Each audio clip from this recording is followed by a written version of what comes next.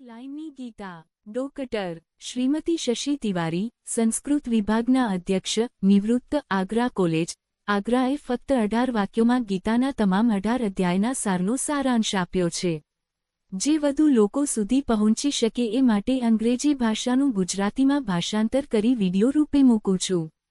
એક લાઇનની ગીતા, એક લાઇનર ગીતા. અધ્યાય 1, ખોટી વિચારસરણી એ જીવનની એકમાત્ર સમસ્યા છે. અધ્યાય 2, યોગ્ય વિવેકયુક્ત જ્ઞાન એ આપણી બધી સમસ્યાઓનો અંતિમ ઉપાય છે. અધ્યાય 3, ની સ્વાર્થતા એ પ્રગતિ અને સમૃદ્ધિનો એકમાત્ર રસ્તો છે. અધ્યાય 4, આપણું દરેક કાર્ય જ પ્રાર્થના થઈ શકે છે. અધ્યાય 5, સ્વયંના અહંકારનો ત્યાગ કરો અને અનંતના આનંદ સાથે જોડાઓ.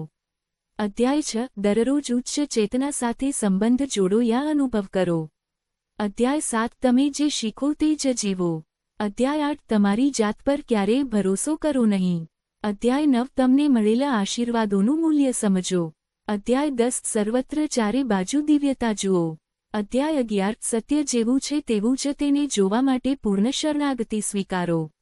અધ્યાય 12, તમારા મનને ઉચ્ચતમમાં યા અનંત સાથે વિલીન કરો. અધ્યાય 13, સંસાર માયાથી અલગ થાઓ અને અનંત સાથે જોડાઓ. અધ્યાય 14, એવી જીવનશૈલી અપનાવો જે તમારા દ્રષ્ટિકોણને અનુરૂપ હોય, આ દ્રષ્ટિકોણ સાથે મેળ ખાતી હોય. અધ્યાય 15, દિવ્યતાને જ પ્રાધાન્ય આપો.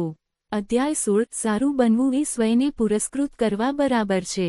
અધ્યાય 17, સુખની સામે સત્યની પસંદગી એ શક્તિની નિશાની છે.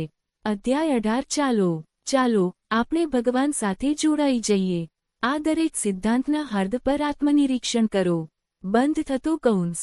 મહેરબાની કરી આગળ મોકલો, જેથી વધુ લોકો સુધી આ ગીતાનો સંદેશ અને ગીતાના મહત્વને પહોંચાડી શકાય. આભાર સાથે.